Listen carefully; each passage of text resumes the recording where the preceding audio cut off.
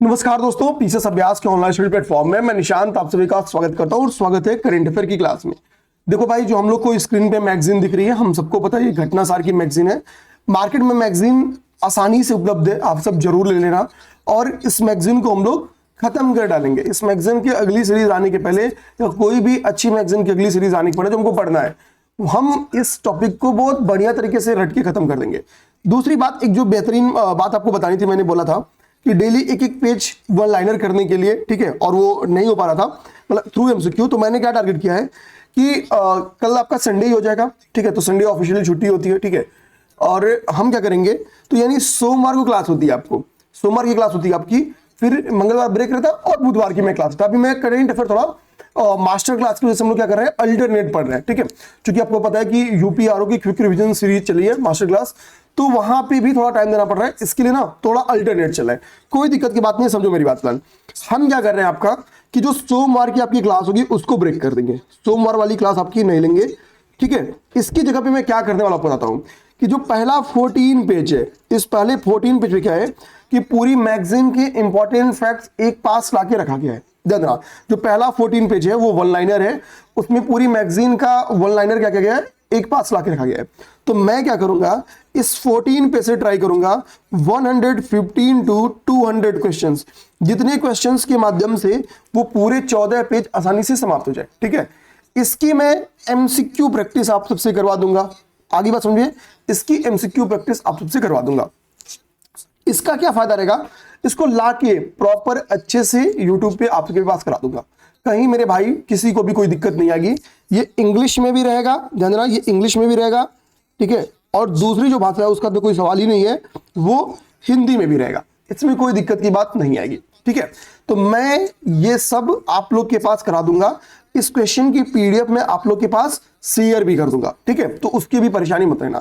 तो मतलब बुधवार की जो क्लास होगी, मुझे लगता है वो ऑफिशियली 2.5 घंटे की तो कम से कम क्लास होगी 2 से 2.5 घंटा, क्योंकि इतने क्वेश्चन 2.5-3 घंटे के पहले कंप्लीट नहीं हो पाएंगे। तो पहला 14 पेज एक दिन में आपका समाप्त करा दूंगा, मैं सिंगल डे में, ठीक है। देखो, जब मैं खुद ही आईदृष्टि पढ़ाता हूं तो एक एक दिन में 30-30, 40-40 पेज में खत्म करता हूं। मेरे लिए मैगजीन खत्म करना 3 से 4 दिन का काम है, ठीक है। लेकिन मैं जानबूझ के आपके ऊपर लोड नहीं दे रहा हूं कि मुझे पता है पैरेलल आप बहुत कुछ पहले कर रहे हो, इसको पता भी ना चले और करेंट अफेयर आपका समाप्त हो जाए। तो मेरी ये स्ट्रेटजी है। तो जैसे हम लोग बुधवार को ये 14 पेज समाप्त करेंगे ना, हम लोग की ये मैगजीन लगभग 40 से 42 पेज तो मैंने खत्म कर दिया। ऊपर ही मैं आपको दिखाऊं कितना पेजेस, ये 14 पेज जैसे आपके कंप्लीट होंगे, यानी बुधवार तक मैगजीन का आपका कितना पेज समाप्त हो जाएगा, आपको दिखा देता हूं। आज से हम लोग जो क्लास स्टार्ट करने वाले हैं, वो आपका क्लास स्टार्ट करने वाले पेज नंबर शायद 42 से, मैं दिखा देता हूं आपको, ठीक है। आप सब ये पेज नंबर अपने जो बुक है वहां पे पलट लेना, पेज नंबर 36 पे, 36 से हम लोग आज क्लास स्टार्ट करने वाले हैं। और आज की क्लास आपको दिखा देता हूं कहां तक मिनिमम हम लोग कहां तक क्लास करने वाले हैं। तो वो क्लास हमारी होगी पेज नंबर 41 तक, ठीक है। तो हमारा क्लास जो है 41 पेज इधर, और रमन सर ने 10-12 पेज कंप्लीट कर दिया, 10 से 15 पेज। तो हमारा क्या कि लगभग क्लास 160 पेज की मैगजीन है, और हमारा लगभग 60 पेज मैगजीन समाप्त हो जाएगा, ठीक है। लगभग अब हमारे पास केवल 100 पेज की मैगजीन बची रहेगी। धीरे धीरे इसको भी निपटा ले जाएंगे हम लोग, ठीक है। धीरे धीरे इसको भी हम लोग निपटा ले जाएंगे। आपका जो संक्षिप्त किया जब स्टार्ट होगा तो उसको भी मैं प्रयास करूंगा थ्रू एमसीक्यू खत्म करा देने की, ताकि एक एक फैक्ट्स आपके दिमाग में आ जाए, बस जाए, बैठ जाए। आगे बात समझ मेरे भाई। अब हम लोग टॉपिक को स्टार्ट करते हैं। वीडियो आप सब अपनी नैतिक जिम्मेदारी है, ठीक है, इसको शेयर ओवर जरूर कर देना। और देखो, एक दिक्कत है, दिक्कत ये है कि आप लोग कमेंट बॉक्स में बताते नहीं हो कि यार, सब लोग नहीं बताते हैं कि कैसी क्लासेस लगी। तो बहुत सारी चीजें आपसे होमवर्क पूछी जाती है, कमेंट करने के लिए कही जाती हैं, उन चीजों को कमेंट कर दिया करो, ठीक है। बार बार एक ही बात की रिक्वेस्ट मत कराया करो, ठीक है, अच्छी बात नहीं है, ठीक है। आते हैं टॉपिक पे, टॉपिक पे आते हैं हम लोग अपने, ठीक है। टॉपिक हमारा स्टार्ट हो रहा है, वो हमारा टॉपिक है कि भारत की सबसे बड़ी हवाई अड्डा परिचालन कंपनी जीएमआर आपका यूएनजीसी में शामिल हुआ। तो सबसे पहले हम लोग समझेंगे कि भैया जहां पे क्या लिखा है, एक क्लियर स्टेटमेंट पढ़ो। कह रहा कि भारत की सबसे बड़ी हवाई अड्डा परिचालन कंपनी है, भारत की सबसे बड़ी जो हवाई अड्डा परिचालन कंपनी है उसका नाम है जीएमआर। और ये क्या हुआ है, अभी कहां शामिल हुई है, यूएनजीसी में शामिल हुई है, ये यूएनजीसी में। अब यूएनजीसी का मतलब क्या गया कि तो यहाँ पे संयुक्त राष्ट्र ग्लोबल कॉम्पैक्ट, जानना, संयुक्त राष्ट्र यूनाइटेड नेशन ग्लोबल कॉम्पैक्ट में शामिल हुई है। तो क्वेश्चन बनके सिंपली आ सकता है, हाल ही में भारत की कौन सी, ठीक है, हवाई परिचालन कंपनी यूएनजीसी में शामिल हुई है। तो आंसर आएगा जीएमआर। अब बात होती है कि यूएनजीसी में शामिल होने के लिए शर्तें क्या है। क्या कोई भी हवाई अड्डा परिचालन कंपनी, क्या कोई भी मतलब एयरपोर्ट ऑपरेटर कंपनी यूएनजीसी का मेंबर बन सकती है, इसकी सदस्य बन सकती है, उसमें शामिल हो सकती है? तो आंसर का नहीं, कुछ शर्तें फॉलो करनी होती है। जैसे देखो शर्तें क्या है, तो यूएनजीसी ने बोला कि भाई जीएमआर एयरपोर्ट जो अभी रिसेंट में इसमें शामिल हुई है, ठीक है, उनको बोला भाई कि हमारे 10 मूल प्रिंसिपल्स है, आपको उन प्रिंसिपल्स पे क्या होना होगा, फोकस होना होगा। आप उन प्रिंसिपल्स की के अगेंस्ट काम नहीं करोगे, नहीं विरोधी नीतियों पर केंद्रित नहीं होगे, ठीक है। तो प्रिंसिपल्स क्या इनका कि भाई एक तो इनका प्रिंसिपल है कि भैया देखो यहाँ पे करा कि जो प्रिंसिपल्स इनका मानवाधिकार से रिलेटेड है, ह्यूमन राइट से रिलेटेड है, लेबर से रिलेटेड है, एनवायरमेंट से रिलेटेड है, एंटी करप्शन से रिलेटेड है, एसडीजी के जो लक्ष्य हैं उनको पालन करना होगा। उनका पालन क्यों, एसडीजी लक्ष्य क्या है, हम होता है कुल 17 टोटल हमारे पास, ये होमवर्क लिख जाओ, ठीक है। टोटल 17 हमारे पास एसडीजी गोल है, एसडीजीज गोल है, ठीक है। और भारत सरकार का लक्ष्य हम लोग के साथ बेसिकली 2030 तक, वर्ष 2030 तक इन लक्ष्यों को प्राप्त करना उद्देश्य है। अब मैं आपसे कमेंट क्या करवाने वाला हूं वो बताओ। आपको हैशटैग कमेंट करना है एसडीजी, ठीक है, 14, 15, 16, 17। एसडीजी 14, 15, 16, 17 ये यूपी पीसीएस आपका 2000 जहां तक मुझे लग रहा है कि 22 या 23 में आ चुका है, 23 लिख देता हूं, शायद ये 22 में आया हुआ है, ठीक है। तो समझना एसडीजी पे हर साल क्वेश्चन आते हैं, तो ये आपको बताना है कि एसडीजी 14, 15, 16, 17 क्या है। सारे एसडीजीज आपको याद रहने चाहिए, मैक्स चांस है कि 1 से 2 क्वेश्चन आपका पेपर में सही हो जाए, ठीक है। संधारणीय विकास एक टॉपिक इन्वायरमेंट में भी है और आपका उसमें भी इकोनॉमिक्स में भी है। 2023 में से 5 क्वेश्चन बन गया था, समझना, एक सिंगल टॉपिक से 5 क्वेश्चन बन गए थे। तो हमको क्या होता है ना कि हम इन टॉपिक्स को फोकस्ड रहें, कर जाए। अब देखो इसके बाद से क्या बोल रहा है, इसके बाद से एक शर्त इसने रखी है, वो शर्त ये है कि भाई जो जीएमआर एयरपोर्ट्स हैं इनको क्या करना होगा, यूएसजीबीसी या आईजीबीसी से एक ग्रीन बिल्डिंग सर्टिफिकेशन प्राप्त करना होगा। यूएसजीबीसी मतलब यूएस का मतलब हो गया यूएस, ठीक है, और green building council, green building council, तो यूएस ग्रीन बिल्डिंग काउंसिल या IGBC Indian green building council, ठीक है। तो बेसिकली ग्रीन बिल्डिंग काउंसिल से, चाहे वो यूएस ग्रीन बिल्डिंग काउंसिल हो या इंडियन ग्रीन बिल्डिंग काउंसिल हो, इनसे क्या करना होगा, ग्रीन बिल्डिंग से रिलेटेड एक सर्टिफिकेट प्राप्त करना होगा, एक प्रमाणन प्राप्त करना होगा। तो इसकी एक ये भी शर्त है, ठीक है। अब यहाँ पे एक बात बोला कि जीएएल एक्चुअली कोई छोटी मोटी कंपनी नहीं है, दुनिया मतलब ये कई प्रोजेक्ट पे लंबे समय से काम कर रही है, ठीक है। अब कंपनी किन किन एरियाज में काम कर रही है, तो ध्यान रखा कि ये जो कंपनी है करा कि जीएमआर एरो जो है, ठीक है, ब्रांड के तहत ड्यूटी फ्री, खुदरा, खाद्य, पेय पदार्थ, कार्गो, पार्किंग जैसी परिचालन सेवाएं प्रदान कर रही है। तो देखिए कर रहा है कि जीएमआर एग्रो ब्रांड के तहत क्या है, ड्यूटी फ्री, रिटेल, ठीक है, बेसिकली एफ&बी यानी खाद्य एवं पेय पदार्थ, कार्गो, पार्किंग, ठीक है, इन सभी से रिलेटेड क्या है कि बेसिकली परिचालन मतलब सेवाएं सर्विसेज प्रदान की रही है। तो ये किन एरियाज में काम कर रही है, चांसेस है केवल और केवल एक स्टेटमेंट दे दे, ठीक है, ध्यान देना। इसके अलावा इतना ही नहीं, यहां पे देखो सबसे अच्छी बात क्या बोली गई है इस पूरे जीएमआर के बारे में, वो यहां पे बोली गई है, ठीक है। कह रहा है कि जीएमआर एयरपोर्ट के तहत दिल्ली, हैदराबाद, गोवा, इंडोनेशिया के मेडान में प्रमुख हवाई अड्डों का संचालन किया जाता है। तो देखो कि जीएमआर एयरपोर्ट भारत में कहा, दिल्ली, हैदराबाद और गोवा, इन 3 जगहों पे क्या है कि बेसिकली हवाई अड्डों का संचालन करती है। कहां पे, दिल्ली, हैदराबाद और गोवा में। तो ये 3 जगहों की बात कर रहा है कि भारत में बात करो तो दिल्ली, ठीक है, हैदराबाद, ठीक है, हैदराबाद और गोवा, इन 3 जगहों की बात कर रहा है। इसके बाद अगर हम बाहर की बात करें तो कह रहा है कि इंडोनेशिया के मेडान में, इंडोनेशिया के मेडान में प्रमुख हवाई संचालन कर रही है। तो क्वेश्चन भी आ सकता है कल को मेडान को आपको मैच कराने, क्योंकि ये इंपॉर्टेंट सिटीज या इंपॉर्टेंट लोकेशन को कंट्री से मैच कराने के क्वेश्चन पहले बनते रहे, तो चांस दे दे कि इसको मैच कराओ। तो इंडोनेशिया के मेडान, ठीक है, इसके साथ फिलीपींस के, ध्यान देना, फिलीपींस का एक हवाई अड्डा है जिसका नाम है Mactan Cebu international airport, Mactan Cebu international airport. तो चांस है कि ये भी पूछ दे आपसे कि भाई कि एक तरफ लिख दे इंटरनेशनल एयरपोर्ट, एक तरफ लिख दे कंट्री, और आपको पूछे मैच कराने के लिए, ठीक है। अब ये मक्तान सेबू इंटरनेशनल एयरपोर्ट, ठीक है, इसमें ताइवान लिख दिया ऑप्शन में, जापान लिख दिया ऑप्शन में, और आपका चाइना लिख दिया ऑप्शन में, और इसी तरीके से साउथ ईस्ट एशिया के एक आध कंट्री और लिख दे, तो मैक्सिमम चांस है आप भूल जाओगे, ठीक है, मैक्सिमम चांस है कि आप डाउट में आ जाओगे। तो मक्तान सेबू अंतरराष्ट्रीय हवाई अड्डा कहां पे स्थित है, ये फिलीपींस में स्थित है। कहां पे स्थित है, फिलीपींस में स्थित है, ठीक है, ध्यान देना। थोड़ा, क्योंकि नाम थोड़ा सा मैच करना है, ठीक है, ध्यान रखना।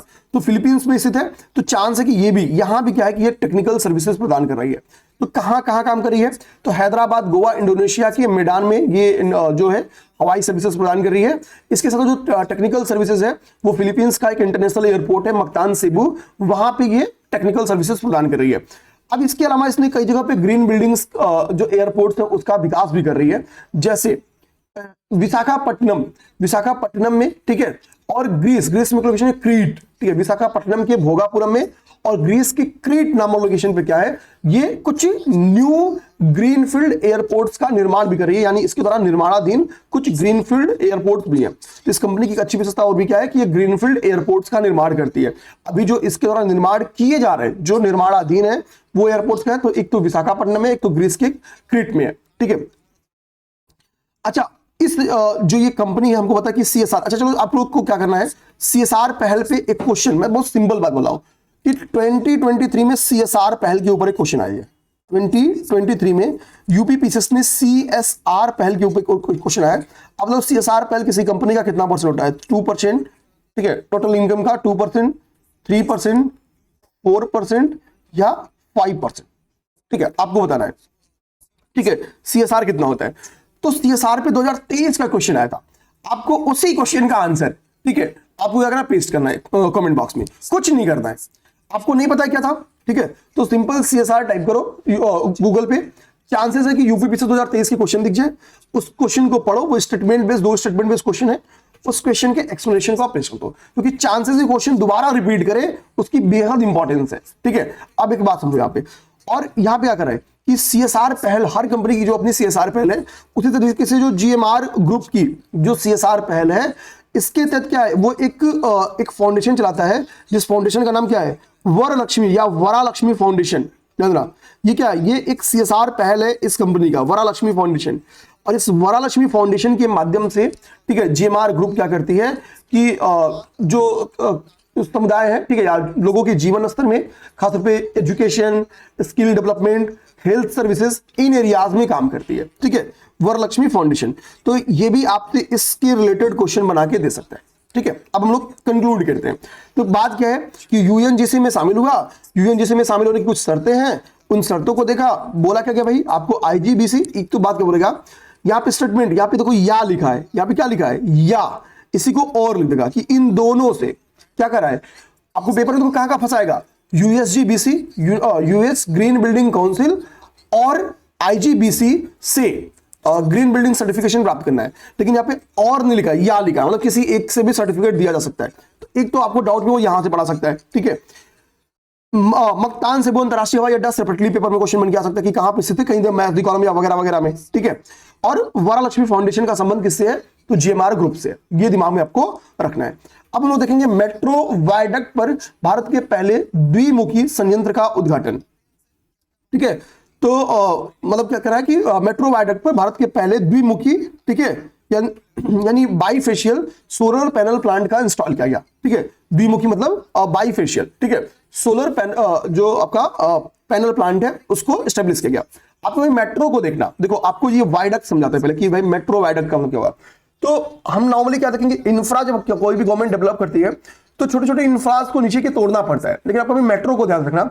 तो मेट्रो क्या करती है, रोड के ऊपर एक भयानक ऊपर सा 2 मंजिला 4 मंजिला एक स्ट्रक्चर बनता है, ठीक है। तो जो बेसिकली जो वो ऊपर का स्ट्रक्चर है उस इस स्ट्रक्चर की वजह से क्या कि बहुत सारी चीजें तोड़नी नहीं पड़ती है, ठीक है। तो मेट्रो वायडक्ट क्या है, बेसिकली समझो कि एक जो आप स्टेशन, मेट्रो स्टेशन देखते हो, ठीक है, जो ऊपर थोड़ा हॉरिजॉन्टल या थोड़ी ऊंचाई पे स्थित रहते हैं, उस टर्म्स को बेसिकली वायडक्ट टर्म्स के रूप में, उसका संबंध बेसिकली वहीं से है।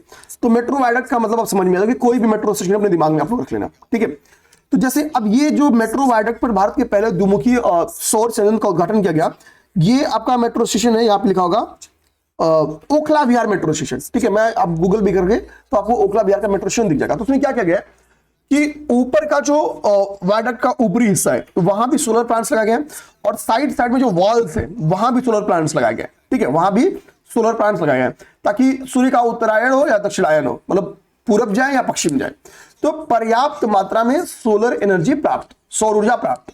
तो इससे क्या होगा इससे इफिशियंसी बढ़ जाएगी, इससे सौर ऊर्जा की क्या होगी, इफिशियंसी बढ़ जाएगी। अब समझो, तो एक तो बात आती है, चूंकि ये पहला है इस तरीके से, तो इस तरीके का इनिशिएटिव लिया कहां गया, तो मनोहर लाल खट्टर जी जो कि आवास एवं शहरी मंत्रालय और बिजली मंत्री हैं, इनके द्वारा ये इनिशिएटिव दिल्ली की ओखला विहार मेट्रो स्टेशन में लिया गया, ओखला विहार मेट्रो स्टेशन पे। ठीक है, इसकी विशेषता क्या है कि ऊर्ध्वाधर द्विमुखी यानी बाइफेशियल सौर संयंत्र है। ठीक है, ये समझा दिया।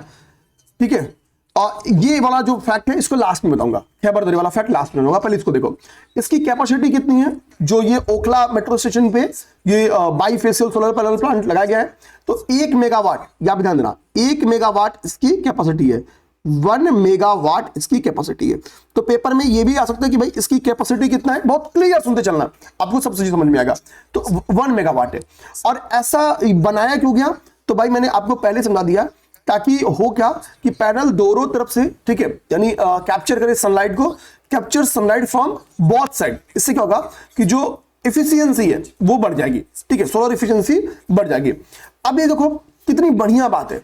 अब देखो गवर्नमेंट क्या डिसाइड कर रही है कि भाई हमको वैसे अगर जमीन पे इतना बड़ा 1 मेगावाट का प्लांट लगाना पड़ता तो हमको लैंड एक्वायर करना पड़ता, लेकिन गवर्नमेंट ने अपने ही इंफ्रा का यूज किया। इसका फायदा क्या हुआ, उसको लैंड एक्वायर नहीं करने पड़ा। ठीक है, और जो मेट्रो वायडक्ट था उसका बेहतरीन यूज हो गया। तो अब सोचो, मेट्रो वायडक्ट का बेहतरीन यूज करने का फायदा क्या हुआ कि नो एक्स्ट्रा लैंड रिक्वायर। तो ये एक पायलट प्रोजेक्ट है, ये एक सफल हुआ। तो अकेले दिल्ली में सोचो कितने मेट्रो वायडक्ट है, सब पे ऐसा लगा सकता है। अभी यूपी में भाई लखनऊ में आपका मेट्रो है, कानपुर में मेट्रो है। ठीक है, लखनऊ यूपी में कहां मेट्रो है आप बता सकते हो, नोएडा में मेट्रो है। ठीक है, कई जगहों पे मेट्रो परियोजना पेंडिंग है, चांसेस है इन फ्यूचर वहां पे मेट्रो परियोजनाएं आए। ठीक है, तो सिंपल सी बात क्या ना कि भाई इन फ्यूचर सोलर एनर्जी के लिए भाई गवर्नमेंट ये भी काम कर सकती है। मतलब एक पायलट प्रोजेक्ट के तौर पे अगर वहां पे सफल रहेगा तो हम भी यहां पे एक्सेप्ट कर सकते हैं। आपको एक फैक्ट बता दूं कि बुंदेलखंड एक्सप्रेसवे पे खुद यूपी गवर्नमेंट ने क्या किया, उसको सोलर पहला सौरी किट, ठीक है, यानी सोलर पैनल से लबोरेज जो पहला आपका एक्सप्रेसवे बनाया गया वो बुंदेलखंड एक्सप्रेसवे है। ठीक है, तो वो पायलट प्रोजेक्ट है, जैसे सफल होगा अदर एक्सप्रेसवे पे भी इसको एक्सेप्ट कर लिया जाएगा। समझे ना। तो जो हमारा नेट जीरो का टारगेट है, नेट जीरो का टारगेट कब तक है, क्योंकि भाई 2-3 साल हो गए नेट जीरो टारगेट बनाए, ये है आपका 2070 तक हमारा नेट जीरो का टारगेट है। तो 2070 आते आते क्या होगा, हम नेट जीरो के लक्ष्य को प्राप्त भी कर लेंगे। तो नेट जीरो के लक्ष्य को प्राप्त करने में गवर्नमेंट क्या कर रही है, तो ये काम गवर्नमेंट कर रही है। इसका एक फायदा क्या सबसे बड़ा कि नो एक्स्ट्रा लैंड रिक्वायर, कोई लैंड रिक्वायर अलग से नहीं करना पड़ेगा। और गवर्नमेंट हर घर, ठीक है, सौरीकृत परियोजना ऑलरेडी लॉन्च की है, सब्सिडीज दे रही है, वो हमने ऑलरेडी पढ़ रखा है। तो ये सारे इनिशिएटिव का भी मेंस में लिखना हो तो नेट जीरो को लेकर गवर्नमेंट के एफर्ट्स मिल जाएंगे। ठीक है, अब बात हमने आगे करा कि इस संयंत्र का उद्घाटन दिल्ली में आयोजित ग्रीन मेट्रो सिस्टम शहरी गतिशीलता का भविष्य पर अंतरराष्ट्रीय सम्मेलन के एक हिस्से के रूप में किया गया। तो एक तो क्वेश्चन आपसे मन पूछ आ सकता है कि green metro system future of urban mobility conference का आयोजन कहां किया गया। ठीक है, तो green metro system future of urban mobility conference का आयोजन आपके दिल्ली में किया गया। कहां किया आयोजन, दिल्ली में किया गया। ये एक अंतरराष्ट्रीय सम्मेलन था, एक इंटरनेशनल कॉन्फ्रेंस था। ठीक है, दिल्ली में इसका आयोजन किया गया। और इसी आयोजन में देखो गवर्नमेंट कभी भी कोई बड़े प्रोजेक्ट पे, कोई बड़े आयोजन पे काम करती है तो कई सारे इनिशिएटिव्स लेती है। ठीक है, तो समझ आप कोई भी देखो, जैसे हमने international big cat alliance start किया मोदी जी ने, तो सोचो वो किस समय वो अलायंस स्टार्ट किया, किस समय, वो भी एक कॉन्फ्रेंस था, एक वैश्विक स्तर का कॉन्फ्रेंस था, तब हमने स्टार्ट किया। इसी तरीके से हमने आईएसए स्टार्ट किया, इंटरनेशनल सोलर अलायंस स्टार्ट किया, वो भी एक बड़ा मंच था, वहां स्टार्ट किया ताकि हमारी एक लीडरशिप के रूप में भी पहुंच बने।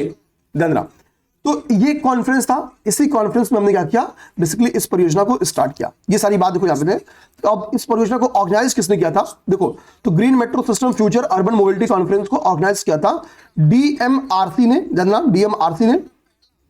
ठीक है, और क्या सीसीआई, यहां देखो लिखा है कि इसको डीएमआरसी ने भारतीय उद्योग परिसंघ, ठीक है, भारतीय उद्योग परिसंघ, ठीक है, यहां देखो यहां पे लिखा है confederation of Indian industry CII, और किसका, और भारतीय ग्रीन बिल्डिंग काउंसिल आईजीबीसी, जैसे सर्टिफिकेशन प्राप्त करना है। ठीक है, तो ध्यान रखना भारतीय ग्रीन बिल्डिंग काउंसिल, इनकी 3 की मदद से क्या किया गया था, बेसिकली ये कार्यक्रम का आयोजन किया गया था।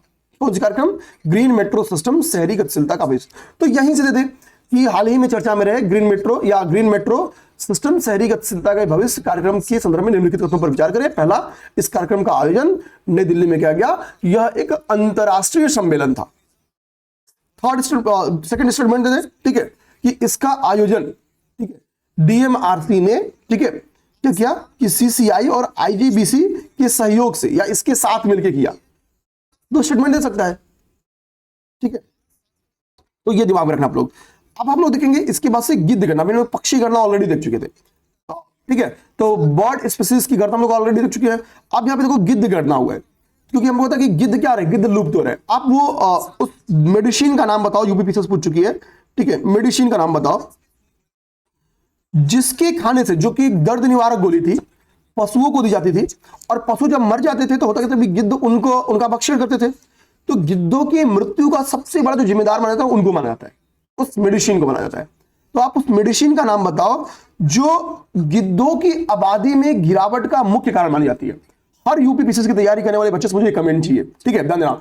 अब मैं जब क्लास बनाने बैठा तो ये सब मेरे दिमाग में नहीं रहता, मुझे ये पूछना है, ये मुझे बस क्लास के फ्लो में जो चीज याद आई वो चीज एक एक बताते चल रहा हूं। ये सब काम दिमाग में रखना। मैं जानबूझ के, देखो ऐसा नहीं कि छोटे छोटे फैक्ट्स को मैंने बता नहीं सकता हूं, ठीक है। होमवर्क देने के पीछे का मेरा ये है पर्पस, भाई आप इसी बारे गूगल करोगे, हो सकता है आप गूगल करोगे एक आध फैक्ट्स और मिल जाए जो मैं नहीं बता रहा हूं या मैं जो भूल रहा हूं, तो इसका फायदा बेसिकली ये है। तो गिद्ध गणना का ये पहला चरण था और ये मध्य प्रदेश गवर्नमेंट के द्वारा स्टार्ट किया, मध्य प्रदेश में स्टार्ट किया, ठीक है, मध्य प्रदेश वन विभाग के द्वारा इसको स्टार्ट किया गया। ये पहला चरण है, ध्यान देना, ये क्या था, ये 2025 का पहला चरण है। और लेकिन गिद्ध का गणना पहली बार, अगर आपसे पूछे कि गिद्ध गणना पहली बार हुई है, तो गिद्ध गणना पहली बार नहीं हुई है, ठीक है, ध्यान रखना। गिद्ध गणना इसके पहले 6-7 बार हो चुकी है, भी दिखाऊंगा कितनी बार हो चुकी है। तो गिद्ध गणना का ये पहला संस्करण नहीं है, पहला चरण है, ध्यान देना, इस 2025 का पहला चरण है। अब देखो कह रहा गिद्ध गणना के पहले चरण के बाद मध्य प्रदेश में सबसे अधिक गिद्ध की आबादी दर्ज की गई। तो अगर हम लोग गिद्ध की बात करें तो गिद्धों की सर्वाधिक आबादी, ठीक है, कहां दर्ज की गई, ठीक है, तो गिद्धों की सर्वाधिक आबादी आपकी कहां दर्ज की गई, मध्य प्रदेश में। तो ये इसका आंसर आपको क्या मिल गया कि गिद्धों की सर्वाधिक आबादी आपकी मध्य प्रदेश में दर्ज की गई। अब कितनी दर्ज की गई, तो पाया क्या गया कि यहां पे 12,981 गिद्ध हैं। कितने? 12,981 गिद्धों की यहां पे प्राप्ति की गई, ठीक है, 12,981 गिद्धों की, ठीक है, ये बात हो गई हमारे लिए। अब जब इसी गिद्ध गणना 2024 में जब हुआ था तो 24 में गिद्धों की संख्या कितनी थी, 10,845 थी। तो एक चीज तो क्लियर हो गया कि मध्य प्रदेश में सर्वाधिक गिद्ध है और पिछली बार की तुलना में मध्य प्रदेश में गिद्धों की संख्या में वृद्धि भी दर्ज की गई है, ठीक है।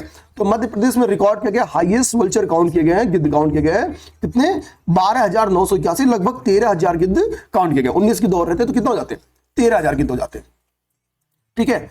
अब देखो कह रहा है कि मध्य प्रदेश में पहली बार 2016 में गिद्धों की गणना की गई थी, जब राज्य में केवल कितने थे, 6,999, लगभग 7,000 गिद्ध थे।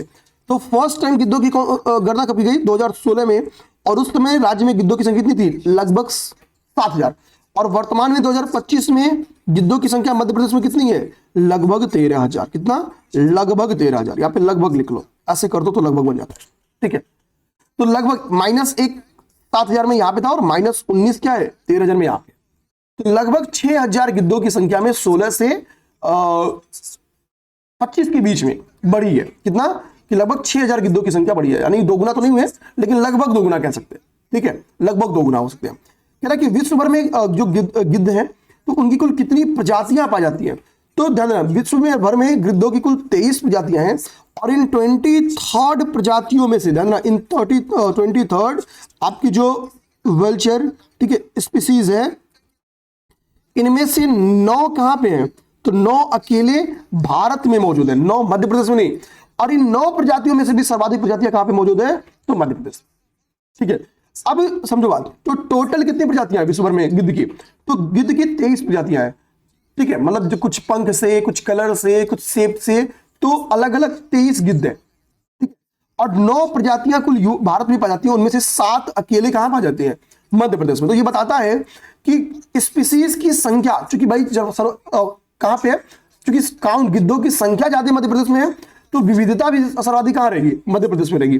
तो 9 में से, इन टोटल में से देखेंगे तो 7 स्पीसीज जो भारत में 9 पाई जाती हैं, उनमें से 7 कहां पे है, तो अकेले एमपी में, अकेले मध्य प्रदेश में। ठीक है, साइड में जो चीज नोट कर रहा हूं, जगह हो तो नोट करना, नहीं तो इस ट्रिकी नोट्स वगैरह लगा के भी आप इसको नोट कर सकते हो। ठीक है, अब जैसे यहाँ पे क्या कह रहा है कि इस जो ये 7 प्रजातियां हैं जो मध्य प्रदेश में पाई जाती हैं, तो उसमें से 4 तो अस्थायी निवासी हैं। उनमें क्या है, उनमें 4 अस्थायी निवासी हैं। ठीक है, जानना अस्थायी निवासी 4 क्या अस्थायी निवासी हैं। अस्थायी निवासी का मतलब हो गया आपके, ठीक है, रेजिडेंट स्पीसीज। ठीक है, थोड़ा अगर प्रोनाउंसिएशन दिक्कत होगा, हर क्लास में बोल देता हूं तो मुझे माफ करना, थोड़ा सा मतलब, ठीक है, मीडियम मेरा हिंदी रहा है तो ये दिक्कत मुझे आती है। ठीक है, तो जो बात है वो बहुत ईमानदारी से बोलने का काम है, समझो बात। तो 4 क्या है कि जो निवासी प्रजातियां हैं वो अस्थायी प्रजातियां हैं उन 7 में से। उनमें एक लंबी चोंच वाले जो गिद्ध है, जानना जो लंबी चोंच वाले गिद्ध है। ठीक है, लंबी चोंच को मैं बोलूं तो इसको बोलते हैं लॉन्ग। ठीक है, ठीक है, तो लंबी चोंच वाले गिद्ध हो गया। एक सफेद पीठ वाला हो गया, ठीक है, सफेद पीठ वाला गिद्ध हो गया। ठीक है, तो व्हाइट रैम्ड जो वल्चर हो गया। इसके बाद से एक को हम लोग कहते हैं मिस्त्री गिद्ध। ठीक है, मिस्त्री गिद्ध। ठीक है, सॉरी मतलब इजिप्टियन इसको वल्चर भी बोलते हैं। ठीक है, देखना अब हम लोग देखेंगे इसके बाद से आपका लाल सिर वाला गिद्ध। ठीक है, नेक्स्ट हम लोग बोलते हैं कि लाल सिर वाला गिद्ध बोलते हैं। ठीक है, तो रेड हेडेड जो आपका गिद्ध है। तो मध्य प्रदेश में जो पाए जाने वाले 7 गिद्ध हैं उनमें जो 4 अस्थायी है, तो उनमें एक सफेद है, एक लाल है, एक लंबी चोंच है, एक मिस्त्री है। ठीक है, तो ये 4 हो गया, तो ये 4 अस्थायी हैं। बाकी जो 3 है वो अस्थायी यानी वो प्रवासी हैं। अस्थायी का मतलब क्या है, वो प्रवासी हैं, माइग्रेटरी हैं। तो उन 7 में से क्या हो गया, तो टोटल 7 हैं। इन 7 में से 4 क्या है, रेजिडेंट स्पीसीज है यानी अस्थायी हैं जो यहाँ पाई जाती हैं, और उनमें से 3 ऐसी हैं जो माइग्रेटरी स्पीसीज है। जो क्या है, माइग्रेटरी स्पीसीज है। अब उन माइग्रेटरी स्पीसीज में क्या है, आपका हिमालयी गिफ्रॉन। ठीक है, परेशियन गिफ्रॉन। ठीक है, आपका परेशियन गिफ्रॉन। ठीक है, ठीक है, और एक आपका हो गया सीनिरियस गिद्ध, एक आपका हो गया सीनिरियस गिद्ध। ठीक है, अब देखो परेशियन को हम लोग ठीक है यूरेशियन गिफ्रॉन भी बोलते हैं। ठीक है, ध्यान देना ये। ठीक, तो हो गया प्रवासी गिद्धों में एक हिमालयी, एक परेशियन और एक सीनिरियस। ये क्या हो गया, ये आपके माइग्रेटरी स्पीसीज हो गए। ध्यान से समझना, हो सकता है आप लोग जब पढ़ो तो इस पॉइंट को स्किप किया, बट हमको स्किप नहीं करना है। तो टोटल 23 में से 9 भारत में, 9 और उन 9 में से 7 एमपी में। उन 7 को 2 भाग में बांटो, 4 और 3, एक अस्थायी और 3 अस्थायी। 3 जो अस्थायी उनमें हिमालयी, परेशियन और सीनिरियस है, बाकी जो बचे वो अस्थायी हैं। इस पॉइंट को फोकस इसलिए किया हूं कि टफ क्वेश्चन बनेगा तो यहीं से बनेगा। बाकी एक कौन नहीं याद कर लेगा भाई कि 12,981 है, लगभग 13,000 है। उस फिगर को भी मैंने कोशिश किया कि लाओ थोड़ा सा मैथमेटिकल कैलकुलेशन करके थोड़ा दिमाग में बैठाने की कोशिश करो। ठीक है, तो क्लास का बस यही फायदा है, बाकी कर तो आप लोग ही खुद से कर लोगे, क्या पता किए भी हो। अब कह रहा है कि मध्य प्रदेश में गिद्धों का सबसे बड़ा जो कुनबा है, मध्य प्रदेश में गिद्धों का जो सबसे बड़ा कुनबा है, कुनबा है मतलब क्या है, सर्वाधिक जो गिद्ध पाए जाते हैं जहां पे मध्य प्रदेश में भी, तो वो एक है पन्ना नेशनल पार्क। तो इस पन्ना नेशनल पार्क में क्या है, आपके मध्य प्रदेश के सर्वाधिक गिद्ध जो है इसी पन्ना नेशनल पार्क में पाए जाते हैं। पन्ना नेशनल पार्क, ये देखो आप लोग पन्ना नेशनल पार्क में। तो एक तो आपका यहां से फैक्ट क्या तैयार हो गया कि पन्ना नेशनल पार्क कहां पे स्थित है, तो पन्ना नेशनल पार्क आपका एमपी मध्य प्रदेश में स्थित है। ध्यान देना, पन्ना नेशनल पार्क आपका मध्य प्रदेश में स्थित है। एक तो फैक्ट्स मेरे भाई बंधु हम लोग ये जान गए, पन्ना नेशनल पार्क मध्य प्रदेश में स्थित है। अब आपके पास अगर चाहो तो यहीं से थोड़ा सा होमवर्क ले लो। यूपी के जो नेशनल पार्क है, यूपी के जो नेशनल पार्क है उनको तैयार कर लो, और बेटर होगा कि कालानुक्रम से तैयार कर लो। ठीक है, आप बताओ टोटल कितने हैं और उनको कालानुक्रम की स्थापना, कब उसको स्थापना की गई एज अ नेशनल पार्क, इसके अकॉर्डिंग तैयार कर लो। अब इससे टफ क्वेश्चन वो बना के दिखाएं, बन ही नहीं पाएगा, आप इजिली कर गए। ठीक है, तो ये बात जितनी होमवर्क निकलते आ रहा ना मुख से, वो कहने तो कहीं लिखो। और जो मैं अभी जस्ट होमवर्क दिया हूं, इस टाइप का भी क्वेश्चन बन चुका 2022 या 23 में, तो इसे क्लिक कर रहा हूं, रेडी रहो। ठीक है, उस बार किसी एक नेशनल पार्क का मुझे नाम नहीं आ रहा है, उसका गठन का वर्ष पूछ लिया था, तो इस बार क्रम पूछ सकता है, तो रेडी रहो। तो नेशनल पार्क, पन्ना नेशनल पार्क आपके कहां पे स्थित है, मध्य प्रदेश में स्थित है। रेडी, कह रहा है यहां पे जो लाल सिर वाला जो गिद्ध है डंगरा, वो मेजरली पाया जाता है। हमको पता है अस्थायी गिद्धों में से एक लाल सिर वाला गिद्ध है। तो पन्ना नेशनल पार्क में जो मेजरली जो स्पीसीज गिद्धों की पाई जाती है वो लाल सिर वाला गिद्ध है। कह रहा है यहाँ पे इस लाल सिर वाले गिद्ध को हम लोग एशियाई राजा गिद्ध भी कहते हैं। यहाँ पे इस लाल सिर वाले गिद्ध को हम लोग क्या कहते हैं, एशियाई राजा गिद्ध के नाम से ठीक है, भारतीय काला गिद्ध के नाम से, जानना, भारतीय काला गिद्ध के नाम से, ठीक है, या पांडिचेरी गिद्ध के नाम से भी जानते हैं। आगे इसमें एशियाई राजा गिद्ध, भारतीय काला गिद्ध या पांडिचेरी गिद्ध के नाम से जानते हैं। अब मान लो कि क्वेश्चन बन के आ जाए कि लाल सिर वाले गिद्ध के संदर्भ में निम्नलिखित कथनों पर विचार करें। स्टेटमेंट नंबर 1, लाल सिर वाले गिद्ध को एशियाई राजा गिद्ध, भारतीय काला गिद्ध एवं पांडिचेरी गिद्ध भी कहा जाता है। स्टेटमेंट नंबर 1, यह गिद्ध सर्वाधिक पन्ना नेशनल पार्क राजस्थान में, ठीक है, पाया जाता है। तो आप पन्ना नेशनल पार्क देख के टिक मार दोगे, लेकिन बगल में मध्य प्रदेश की जगह राजस्थान नहीं पढ़ोगे, ठीक है, समझना बात को, ऐसे दे सकता है। दूसरा एक स्टेटमेंट ये भी दे सकता है सर कि लाल सिर वाला गिद्ध क्या है, ये एक माइग्रेटेड, एक प्रवासी गिद्ध है, ये एक माइग्रेटेड गिद्ध है, एक प्रवासी गिद्ध है। एक स्टेटमेंट ये दे सकता है। तो टफ बनेगा तो ऐसे बनेगा। ये 3 स्टेटमेंट के माध्यम से आप समझ जाओ क्वेश्चन, ठीक है। अब हम लोग आते हैं नेक्स्ट हमारा क्वेश्चन। दार्जिलिंग चिड़ियाघर में भारत का पहला वन्यजीव बायो बैंक खुला, दार्जिलिंग चिड़ियाघर में, ठीक है। तो इंडिया फर्स्ट जू based wild life bio bank at Darjeeling. तो ठीक है, इंग्लिश मीडियम वालों को भी अब दिक्कत नहीं हो रही कि यार मैं, ठीक है, देखो इतना काम करके आने पीछे 2.5 घंटे 2 घंटे 3 देना पड़ता है, फिर अच्छी क्लास लेता हूं, ठीक है। तो निश्चिंत रहो, किसी को कोई दिक्कत नहीं आएगी, ठीक है। तो दार्जिलिंग चिड़ियाघर में भारत का पहला वन्यजीव बायो बैंक खुला। अगर सिंपल क्वेश्चन देगा तो ये देगा। एक अगला स्टेटमेंट तो क्या सकता है कि भाई दार्जिलिंग में कहां, वो कौन सा चिड़ियाघर है जहां पे भारत का पहला वन्यजीव बायो बैंक चिड़ियाघर के अंदर खोला गया। तो ये उपलब्धि चली गई है, ठीक है। ये उपलब्धि दार्जिलिंग कहां पे है, वेस्ट बंगाल में से है। तो पद्मजा नायडू हिमालयन प्राणी उद्यान, पद्मजा नायडू हिमालयन प्राणी उद्यान में ये वन्यजीव बायो बैंक खोला गया। पेटी में डायरेक्टली क्वेश्चन हमको पता है कि भाई प्राणी उद्यान के ऊपर क्वेश्चन आता है, तो कल को मैच दी कॉलम में आ सकता है कि पद्मजा नायडू हिमालयन प्राणी उद्यान कहां स्थित है, उसको मैच कराने का कहां से, वेस्ट बंगाल। ध्यान देना, अब यहाँ पे हिमालयन वर्ड देखिए, आप हिमालय के राज्य लोगे, ऑप्शन में दे देगा हिमालय, हिमाचल प्रदेश, उत्तराखंड, ठीक है, सिक्किम, आप फंसा देगा। तो पद्मजा नायडू हिमालयन प्राणी उद्यान आपका कहां पे है, वो आपका वेस्ट बंगाल में, वेस्ट बंगाल के दार्जिलिंग में। ये चीज याद हो गया।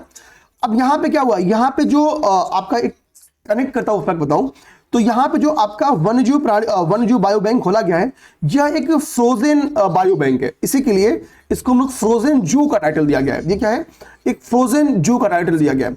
अच्छा, अब बात आती है कि सर इसको किस मेथड, जैसे मैंने बोला क्या, यह एक प्रकार का फ्रोजन जू है, तो मतलब क्या है, इस बायो बैंक में हो क्या रहा है, इस बायो बैंक में हो ये रहा मेरे भाई कि इसका उद्देश्य है कि जो संकटगत प्रजातियां हैं, अर्थात जो आपका इंडेंजर्ड स्पीसीज है, जो इंडेंजर्ड स्पीसीज है, समझना बात को, इंडेंजर्ड स्पीसीज है, ठीक है, SPECIES स्पीसीज है, उनको क्या करना, उनका बायो बैंक खुला है। मतलब क्या, उनके डीएनए को यहां पे क्या किया जाएगा, सुरक्षित रखा जाएगा। यानी उनके डीएनए को, ठीक है, उनके सेल्स को या उनके टिश्यूज को, यानी उत्तकों को क्या किया जाएगा, यहाँ पे संरक्षित रखा जाएगा, सुरक्षित रखा जाएगा। और इसको सुरक्षित रखने के लिए क्या किया जाएगा, बेसिकली जिस मेथड का यूज किया जाएगा वो होगा आपका क्रायोजेनिक स्टोरेज किया जाएगा, यानी क्रायोजेनिक स्टोरेज किया जाएगा, क्रायोजेनिक स्टोरेज किया जाएगा, स्टोरेज किया जाएगा, अर्थात क्रायोजेनिक विधि से इनका संरक्षण किया जाएगा। क्रायोजेनिक विधि से इनका संरक्षण किया जाएगा। अब समझो मेरी बात मेरे भाई, क्रायोजेनिक विधि से इनका संरक्षण किया जाएगा। तो होगा क्या हमको समझना होगा, एक तो हमने ये समझ लिया भाई कि इंडेंजर्ड स्पीसीज है, यहाँ पे क्या किया जाएगा, संरक्षण किया जाएगा, ये समझना बहुत आसान था, ठीक है। अब यहाँ पे क्या होगा, जो क्रायोजेनिक मेथड का यूज किया जाएगा, मतलब टेम्परेचर कितना रहेगा, -196 डिग्री सेल्सियस, -196 डिग्री सेल्सियस। और ये बातें मैं अपने से नहीं बता रहा हूँ, यहाँ पे लिखा गया है। कह रहा देखो कि ये जो Padmaja Naidu Himalayan zoological park है में जो बायो बैंक स्थापित किया जाएगा, वो एक फ्रोजन जू के रूप में वर्क करेगा। यहां संकटग्रस्त प्रजातियों से प्राप्त डीएनए कोशिका उत्तकों को 196 डिग्री पे पर तरल नाइट्रोजन में, चंद्रा ये फैक्ट छूट गया था, तरल नाइट्रोजन में क्रायोजेनिक विधि से संरक्षित किया जाएगा, ठीक है, क्रायोजेनिक विधि से संरक्षित किया जाएगा। ये वेरी इंपॉर्टेंट बात लिखी गई है, आप लोग ऐसे इसको हाईलाइट या कुछ तो करना, वेरी इंपॉर्टेंट बात लिखी गई। यहाँ पे 196 डिग्री भी आपको याद करना जरूरी है, और तरल नाइट्रोजन भी। आगे बात समझिए। अब समझो इसमें देखो अब क्या बोल रहा है, ठीक है। अब इसमें क्या बोल रहा है, कह रहा कि अब तक, इसमें एक फैक्ट है कि अब तक क्या है कि इस क्रायोजेनिक विधि से इस जू में, ठीक है, जब ये फरवरी 2025 तक, जब तक ये डाटा है, जब तक का 5 2025 तक कुल 23 प्रजातियों के, जानना 60 से अधिक जानवरों के आनुवांशिक नमूने एकत्रित किए गए। कितनी प्रजातियों के? 23 प्रजाति के 60 जानवर, 60 एनिमल्स ऑफ 23 स्पीसीज। उल्टा कर सकता है, कुल 60 प्रजातियों के 23 जानवर लिख देगा। तो 60 प्रजातियों के 23 जानवर क्यों लिखेगा? प्रजातियां हमेशा क्या होंगी? कम होंगी, जानवर की संख्या ज्यादा होगी या इक्वल हो सकती है। तो कॉमन सेंस भी लगाना है हर जगह, वो चेंज कर, वो आयोग फंसाने की कोशिश तो अपनी पूरी करेगा। तो कुल 23 प्रजातियों के 60 से अधिक जानवरों के आनुवांशिक नमूने एकत्रित किए गए यहां पे, ठीक है। यहां तक आपके हो गए, ये सारे हो गए। अब देखो कह रहा है कि इस परियोजना का परिचालन कौन करेगा, ये परियोजना कौन संचालित कर रही है, इस बात को देखो। तो ध्यान रखना, इस परियोजना को संचालित कर रही है विज्ञान एवं प्रौद्योगिकी मंत्रालय। कौन? विज्ञान एवं प्रौद्योगिकी मंत्रालय। और विज्ञान एवं प्रौद्योगिकी मंत्रालय जिसका सहयोग ले रही है इसमें, वो CCMB यानी सेंटर फॉर, ठीक है, अब यहां पे हो गया सेलुलर, ठीक है, यानी हिंदी में अगर बोले तो कह रहा है कि कोशिकी एवं आणविक जीव, ठीक है, समझना, ठीक है, मॉलिक्यूलर बायोलॉजी आप लिखा है। तो कोशिकी एवं आणविक जीव विज्ञान केंद्र, CCMB यानी कोशिकी एवं आणविक जीव विज्ञान केंद्र, ठीक है, तो centre for cellular and molecular biology, ठीक है, समझना। इसके मतलब मदद से, इसके सहयोग से इसको संचालित किया जा रहा है। तो कल को पेपर में ये भी एक इंपॉर्टेंट बात है कि CCMB के सहयोग से विज्ञान एवं प्रौद्योगिकी मंत्रालय इसका संचालन कर रही है। अब क्या कह रहा है कि भाई अभी तो जो पहला खुला वो कहां खुला गया है? वो दार्जिलिंग चिड़ियाघर में खुला गया, जिसका नाम है पद्मजा नायडू हिमालयन प्राणी उद्यान। लेकिन इन फ्यूचर बायो बैंक कहां कहां प्लान्ड है वो यहां पे बताया गया है कि इन फ्यूचर कह रहा है कि 2 जगहों का यहां पे नाम लिखा है। दिल्ली का राष्ट्रीय प्राणी उद्यान, तो एक तो क्या हो सकता है, यहां पे देखो लिखा है दिल्ली का राष्ट्रीय प्राणी उद्यान, और उड़ीसा का नंदन कानन प्राणी उद्यान, उड़ीसा का नंदन कानन प्राणी उद्यान इन फ्यूचर, ठीक है, future bio bank plant at Delhi जू एंड नंदन कानन जू। इन 2 जूस में क्या है, basically future bio bank plan किए गए। तो अब देखो, एक तो राष्ट्रीय उद्यान हेडिंग डाले, एक तरफ स्टेट डाले, महज भी कॉलम में दे सकता है, यहां से क्वेश्चन बन सकते हैं। अब देखो क्या बोल रहा है, बोल रहा है कि बायो बैंक के अलावा देखना, अच्छा इस चीज के बाद से एक ऊपर एक फैक्ट छूट गया है, मैं बता दूंगा। कर बायो बैंक के अलावा PNHZP ने, मतलब नायडू हिमालयन जूलॉजिक पार्क, ठीक है, ने एक आधुनिक, इसमें मतलब इस बायो बैंक के अलावा और क्या क्या चीज खोली गई है, एक पैथोलॉजी प्रयोगशाला भी खोली गई है, एक पैथोलॉजी प्रयोगशाला भी खोली गई है, जानना, ठीक है, मतलब एक एडवांस पैथोलॉजी लैब खोला गया है, और एक कंकाल संग्रहालय खोला गया है, ठीक है, स्केलेटन बोलते हैं इसको ना, ठीक है, स्केलेटन म्यूजियम, ठीक है, ध्यान रखना। तो एक कंकाल संग्रहालय खोला गया है। अब पैथोलॉजी प्रयोगशाला का वो क्या है, तो पैथोलॉजी प्रयोगशाला सिंपल से बात है, आप पैथोलॉजिस्ट में जाते हैं, क्या ब्लड टेस्ट करवाते हो, जो भी आपका रोग है उसका निदान करने के लिए, ठीक है, तो सिंपल से बात है, इसका भी काम सेम है। कंकाल संग्रहालय क्यों क्या गया, ताकि कंकालों को सुरक्षित किया सके। तो यानी इंपॉर्टेंट तो क्या था, फ्रोजन जू था, लेकिन इसमें ये 2 भी खोला गया है। अब मैंने मुझसे एक फैक्ट ऊपर छुटा है जो मैंने आपसे बोला था, मैं बता दूंगा। यहां पे देखो, जब मेट्रो वायडक्ट पढ़ा रहा था तो मैंने बोला था ना कि ये 1 मेगावाट का ये परियोजना तो शुरू किया गया था। यहां पे एक फैक्ट और लिखा था, ठीक है, कि खैबर दर्रे डिपो में स्थापित 1 मेगावाट के रूफटॉप सौर संयंत्र का भी उद्घाटन किया गया। इसी समय खैबर दर्रे डिपो में 1 मेगावाट का रूफटॉप सोलर संयंत्र भी स्टेब्लिश किया गया था, ठीक है। तो ये फैक्ट भी दिमाग में रख लेना। नेक्स्ट आ जाओ मेरे भाई, नेक्स्ट आ जाओ। अच्छा बताओ, यहां तक क्लासेस समझ में आ रही ना? देखो, मास्टर क्लास हम लोग स्टार्ट किए हैं, आरओ का क्विक रिवीजन सीरीज है मेरे दोस्त भाई, आप सब जरूर उससे जुड़ो, ठीक है। और मतलब उससे तगड़ा रिवीजन आप कर ही नहीं सकते हो जितनी तगड़ी से हम लोग रिवीजन वहां पे करा रहे हैं। तो एक बार वहां से आइडिया लो, करो, उसके अलावा आप जो मन में आए वो करो, मतलब खुला मैदान है आपके लिए। क्योंकि समझो बात, जितना ज्यादा काम करोगे, इस वक्त 10-12 घंटे से कम कोई पढ़ाई मत करे, इससे कम पढ़ाई का मतलब है मैदान में फिर लोटा खाली यार, मतलब फाइट करना पड़ता है, श्योरिटी रहे भाई, श्योरिटी रहे। केरल सरकार का एक्सपायरी दवाओं के संग्रह और निपटान की पहली परियोजना। देखो केरल गवर्नमेंट की कितनी प्यारी परियोजना है। हमारे घर में क्या होता है भाई, हम दवाइयां लेके आए 4 खुराक, हम 2 खुराक में ठीक हो गए, 2 खुराक धर दिए, पता भी नहीं वो दवाई लाए रख दिए। यानी नॉर्मली क्या होता है, हर घर में कम से कम 500-1000 रुपए का दवा बेमतलब का एक्स्ट्रा रहता है। अब दिक्कत क्या है, हमारे पास एक तरीका है कि हम उसको उठाए घर के बाहर फेंक दें।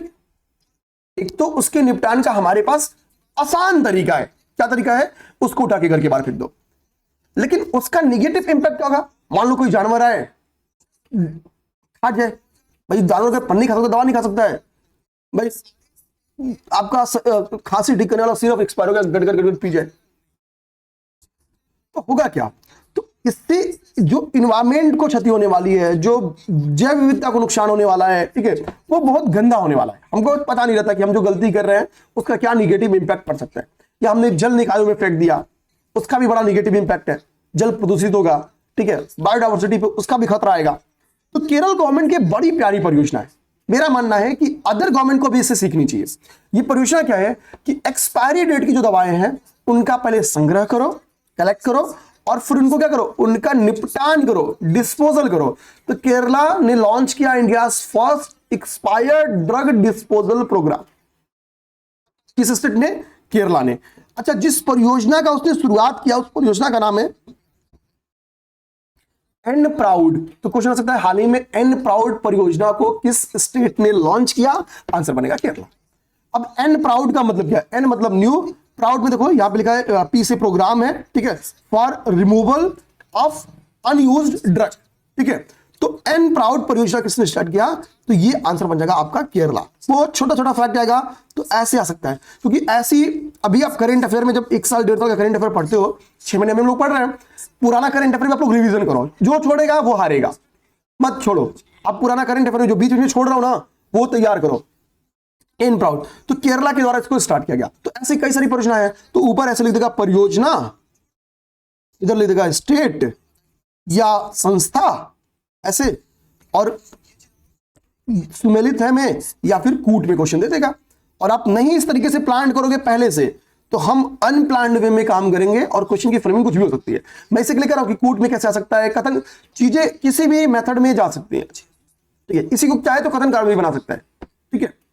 कि हाल ही में एंड प्राउड परियोजना लाई गई किसके द्वारा? केरल सरकार के द्वारा, ठीक है। कारण, तो कारण देखो यहां हो सकता है, अभी कारण नीचे लिखा गया है, या कारण ये भी लिख सकता है कि वैज्ञानिक तरीके से जो मतलब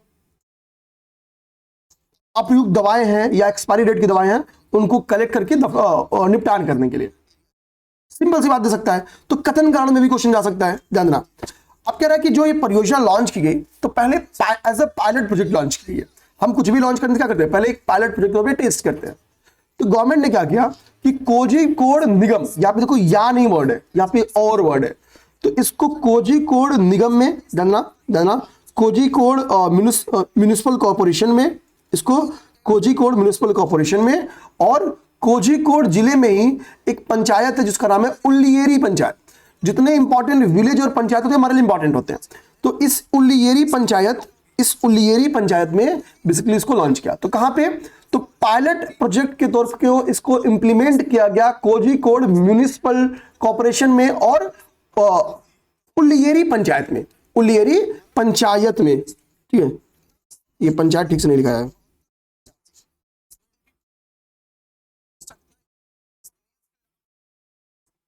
ठीक है, उल्लियेरी पंचायत में।